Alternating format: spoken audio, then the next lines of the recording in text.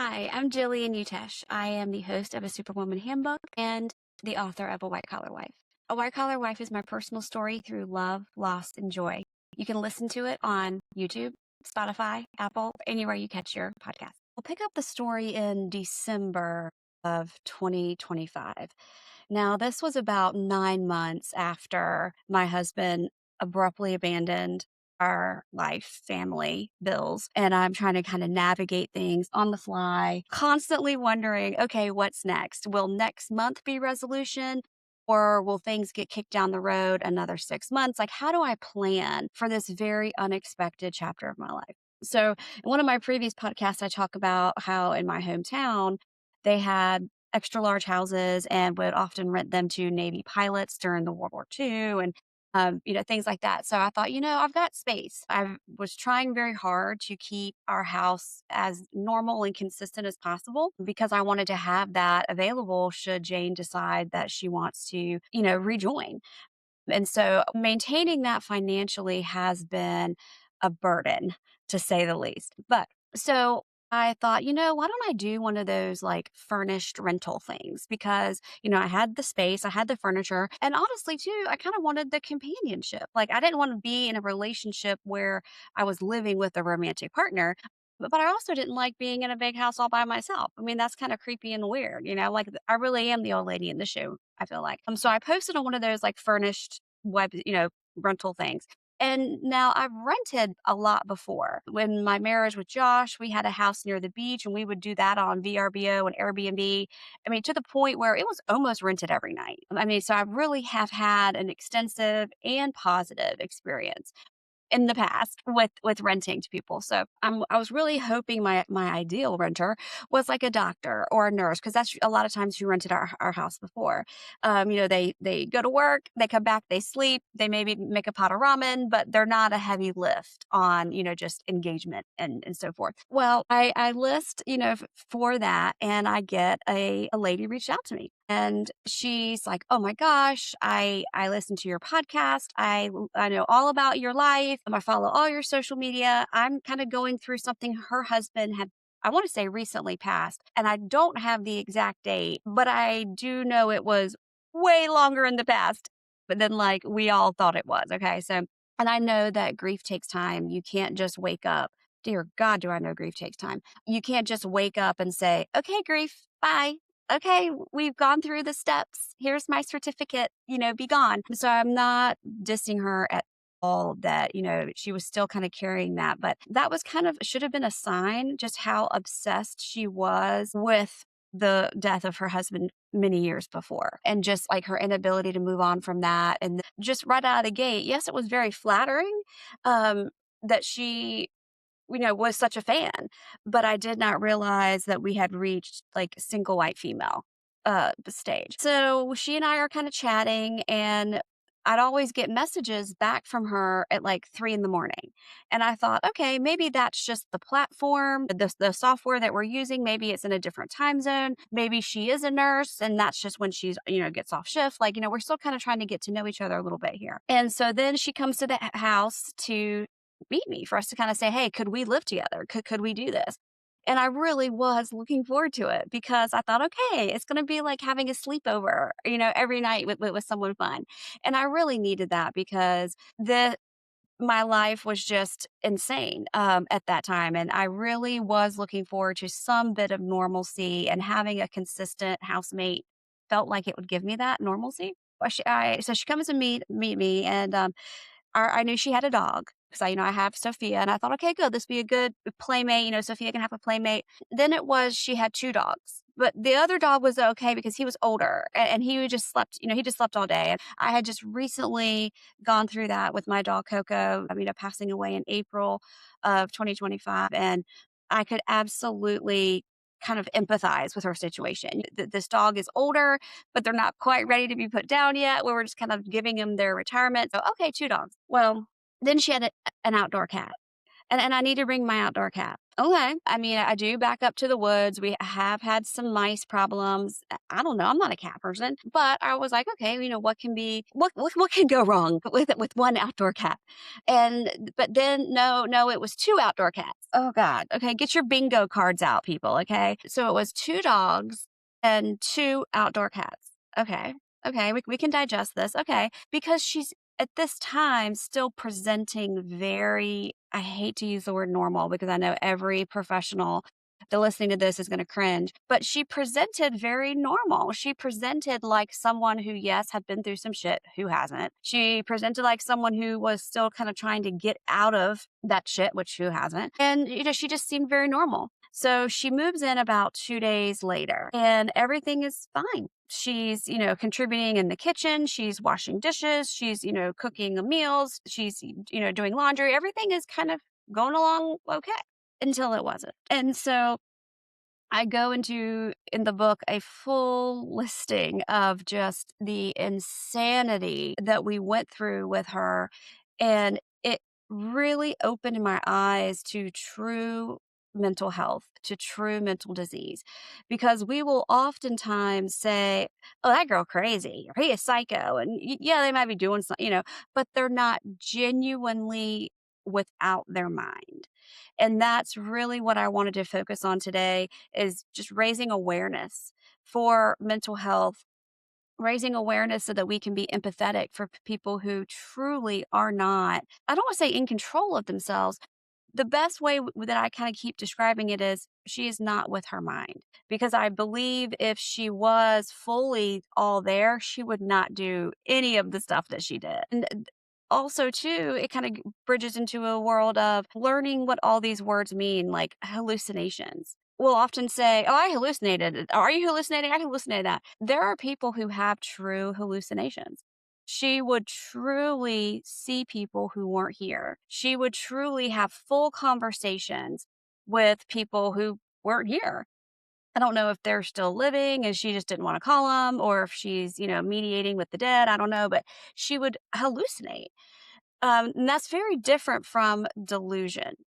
Delusion is when you make up a world that is of your own creation that does not align with reality. So that was one thing that she would do quite frequently. She would put herself into a delusion of being me. She would put herself into a delusion that she was living life parallel to me, which was really weird.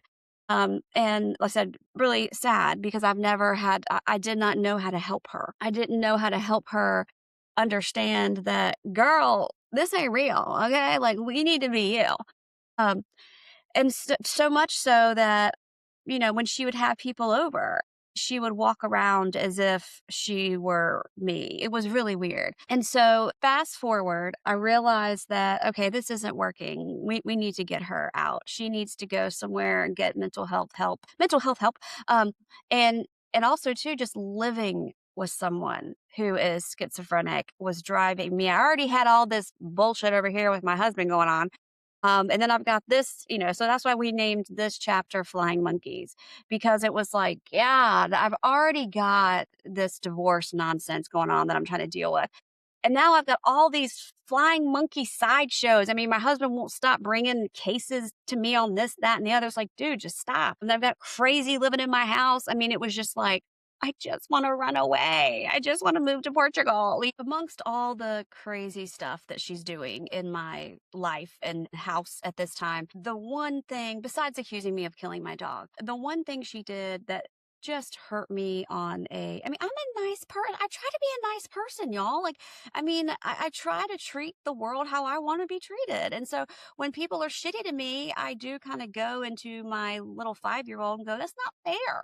Why are you being mean to me? This isn't fair. I'm being nice to you. And so one of the things she did that hurt me the most was she called, again, crazy. And so she knew from just the podcast and from living with me, she knew that he had called people in my life that were personal to me and really disrupted those relationships, and how hurtful, how much of an offense that was to me.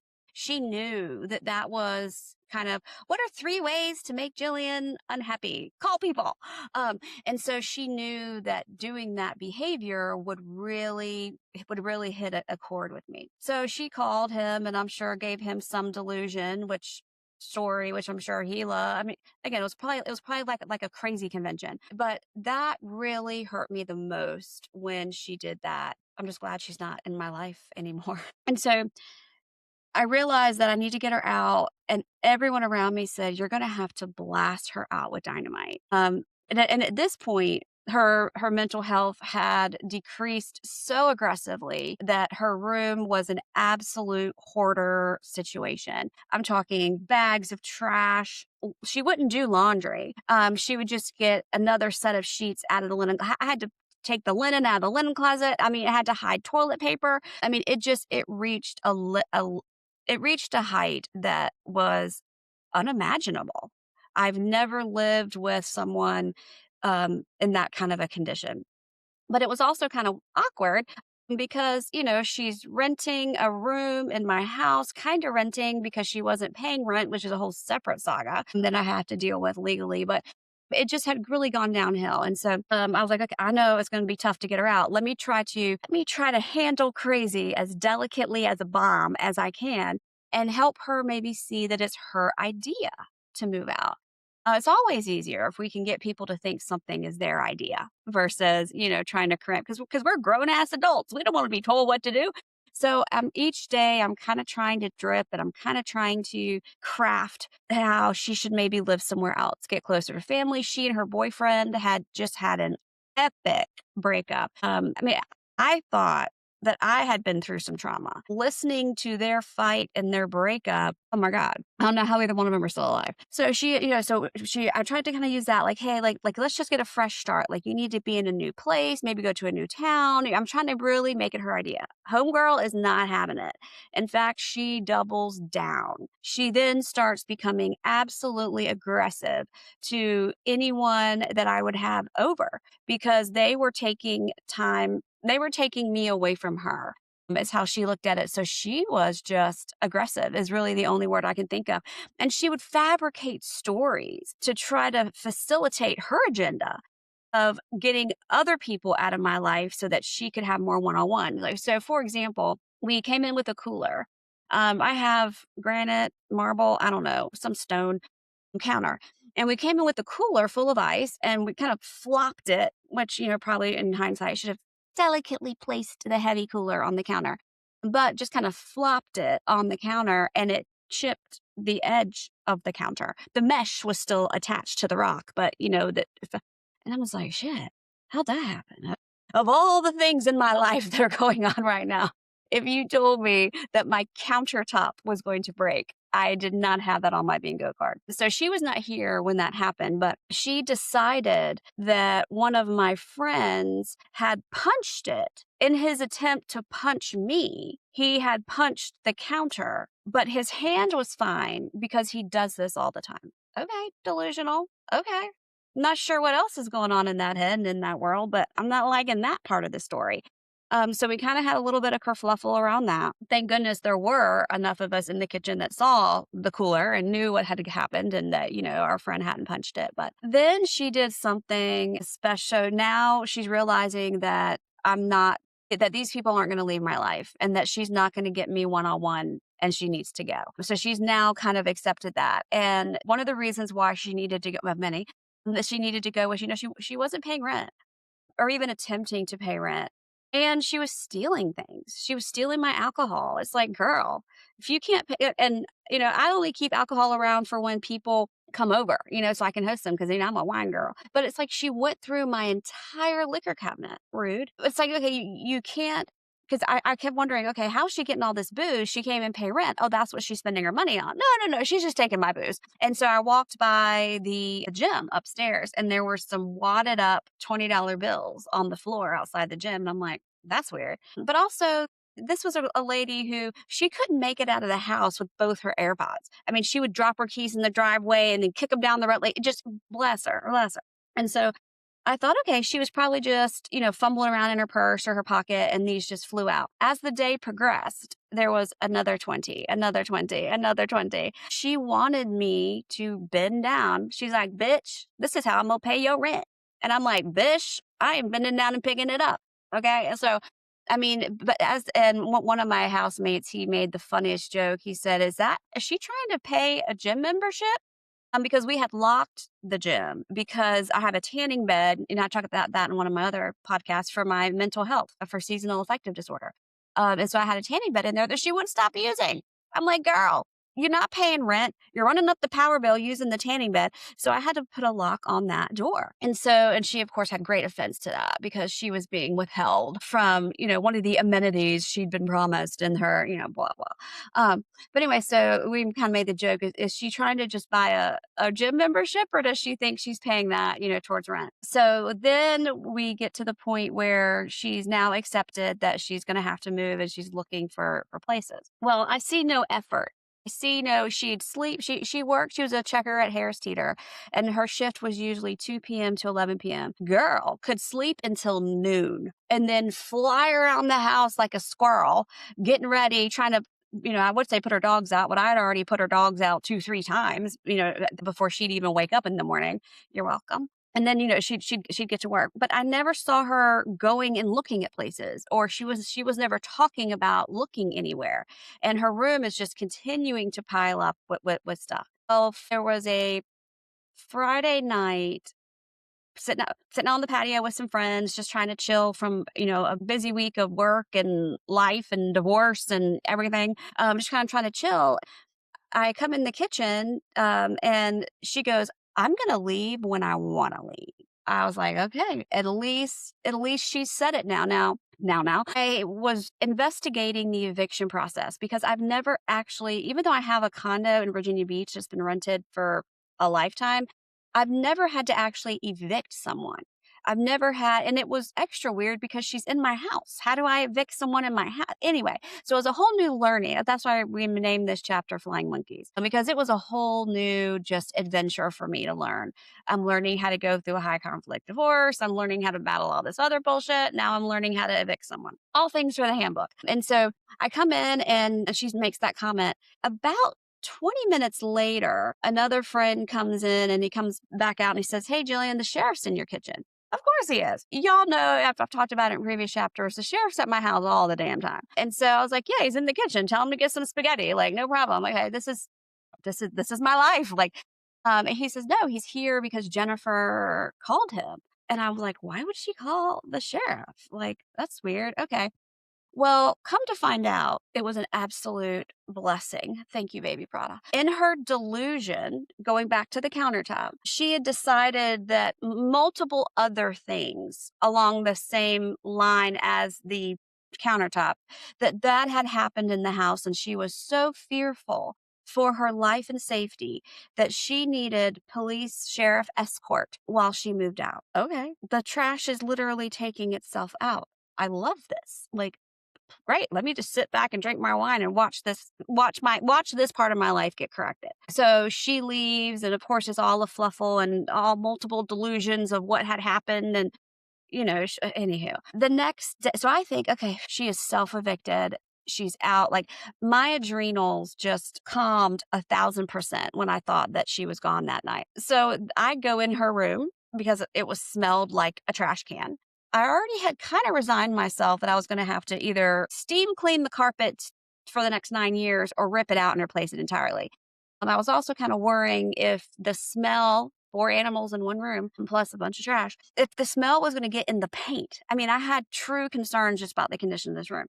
And she never shut her door or locked her door because she wanted her dogs to be able to get out if they wanted to, so that I would put them outside.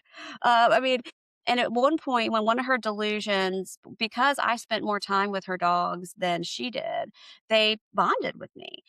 And so she would leave the room and the dogs would stay in the room with me by their own choice. Or if I got up and walked around, the dogs would follow me by their own choice, which absolutely pissed her off. You're poisoning my dog with love potion? I don't know. Like, again, delusion. Bless it. And I really do hope she's getting the help she needs now, because I could only imagine what it feels like to live in that head.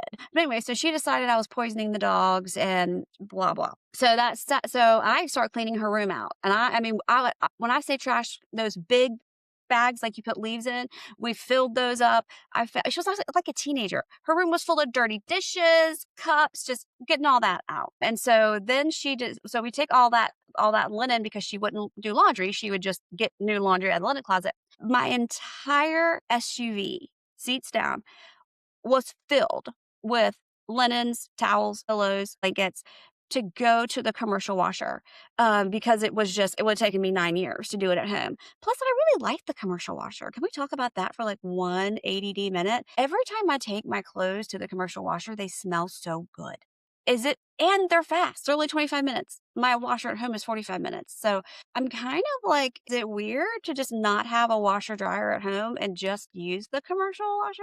I don't know. We'll put a pin in that. But anyway, so we take everything to the commercial washer, and I think we had 8 of those giant, you know, like you could hide inside, washing machines going, and I get a call from the sheriff. And I'm like, "Hey, boy, what's up?" He's like, "Hey, Gillian, we've got Jennifer here. She's trying to get in the house, but I changed the door code. She never had a physical key. It was just a door code." And I'm like, "Yeah, I've been through this before. When my husband up and left, that's just how it goes, people. If you up and leave, I'm locking the door. Like, it's just what I mean, come on." Um, and he's like, "Yeah, I know you've been through this before." But he's like, "She needs to get in to get her cat." And I'm like, "Why didn't she take them last night?" And now the cats, I didn't realize they were still here. But you know how I'm not a cat person, but cats, they just lurk and hide and tuck up in places. And so I hadn't unearthed enough debris in her room to find where the cats were hiding. So I didn't know that she hadn't brought the cats Friday night. And I'm like, okay, yep, I want her to get her cats. Like, but I'm also not home. And I was like, well, I'm at the commercial washer. It's going to take a little bit. I can be home in an hour and I can let her in to because I ain't giving this girl my door code. Sure. I already got one flying monkey out of my life. I'm not letting it back in. No. And after a 3-hour standoff in the driveway, the drivers took a little longer than I expected. After a 3-hour standoff in the driveway of her just chiseling the sheriff, we have the county's eviction team. Apparently, evictions happen so frequently in Wayne County. We have a team of people who that is their job. And so they're here and they're like, "Hey, I hate to break it to you, Jillian, but legally, she can break in your house because she was an established tenant. She can break in your house to get her stuff if you don't let her in." I'm like, because the hour before that, 2 hours before that, it was all, "I'm going to sue you. I've got 4 attorneys." Bish, if you haven't learned over the last year, I've been in court so much. Side story, the last time I was in court yesterday, I had 2 people ask me for directions. I was like, I must look like I know what's going on here. I got people asking me for directions. Usually I'm the lost puppy tootling around. Um, but anyway, so I'm like, sue me. I don't care. Like, I am not phased by that anymore. I'm not afraid. The law, court, legal system is not a chapter of the world that I'm afraid of anymore. I don't like it. I don't like having to deal with it, but it doesn't scare me like it used to. And so we then made it to the point where, we had progressed and she was, going to quote unquote break in. So I'm like, fine, come in and get your damn cats. So she comes in, she's here for 5 minutes. I'm in the kitchen tootling, unloading the dishwasher or something. She's here for 5 minutes and then I hear the door close. And I'm like, okay. Maybe she just literally came to get her cats and bounce, which again, I'm fine with. And so I go upstairs. Cats are still here. Okay. Again, she's not in her mind. So what she does doesn't make sense. But still, I'm now stuck with these damn cats that were supposed to be outdoor cats that have not been outside one time in their life, I don't think. I've never seen them outside. And so I'm like, shit, what am I going to do? Okay. Let's put food and water down. I don't know how to do litter boxing, but here's a litter boxy thing. So I'm kind of trying to, while we're navigating what to do, because she also still has all her stuff here, her clothes, her bathroom stuff, like just her stuff. And I, was talking to the sheriff. I said, do I need to pack this for her? Or are we going to let her back in? How are we going to navigate this eviction team? Because it's, again, like many things in the last year of my life, this is just not a situation that has happened to me before or happened to anyone that I know for us to know here's your 5-step guide for how to handle this. But we do now have that. So she decides that she is going to come back when she gets off work Saturday night, because she worked, 2 to 11. So I'm expecting her about midnight or so to roll in. She's got the code for the door. Um, and so I hear the ruffling around about that time. I'm like, okay, she's come back to get her cats, and then we'll work out her getting her stuff later. Well, I don't supervise her. I mean, I don't stand in the hallway with a clipboard, monitoring what she's doing, or even, go up to her room. I just, stayed in the bed and just like, okay, I hear the door. Okay. I wake up the next morning and I go outside and there's a cat carrier and my heart stopped, y'all. Stopped. Talk about like, okay. There's a cat carrier sitting on my little pillar outside by my garage. My first thought was, holy shit, is there a cat in there? Because she's so messed up in the head. And she would just, I said she can't make it out of the house with both her AirPods. So I thought, holy shit, she had two cats, two cat carriers. She somehow dropped it on the way to her car, and there's a cat in this carrier. And now I'm still stuck with this cat, is what my first instant thought was. I go up to the cat carrier, it's empty.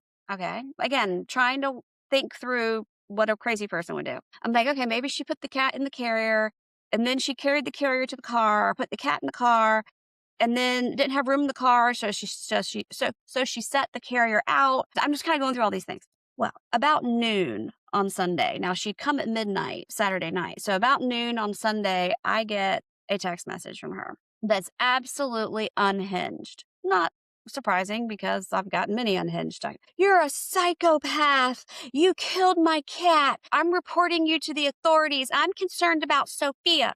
Now, anyone who knows, I want to be my dog. Like everyone wants to be my dog. Like she goes, and I think you killed Coco. Now I'm killing animals. This story's getting good. But please, pray tell. How did I kill the cat? Did I use my love potion or kill my dog? Did I use my love potion to do that? I mean, crazy shit. And so I'm calling the authorities. You killed my cat. Da da da da. I just ignored it because I obviously didn't kill her cat. At this time, I'm thinking that, she has taken, I said, she probably lost her own cat. The cat's probably in her car. Or like she, but then I look on the camera from that Saturday night and I see her in the front yard with the flashlight. And I'm like, yeah, she lost her own cat and now she's trying to blame me for killing it. But anyway, so we have all that to deal with. And thankfully, of course, nothing has happened from that. I still have Sophia and they haven't come and charged me with murdering my dog. We have to go through the whole process of getting a protective order and getting an eviction. And I had to hire an attorney, and it's just been absolutely insane. Even more so because I had all this other side shit going on with. So it was just a lot. So she's out. I hope she's getting the help she needs. And I'm really happy to be able to kind of close one story in our Flying Monkey chapter.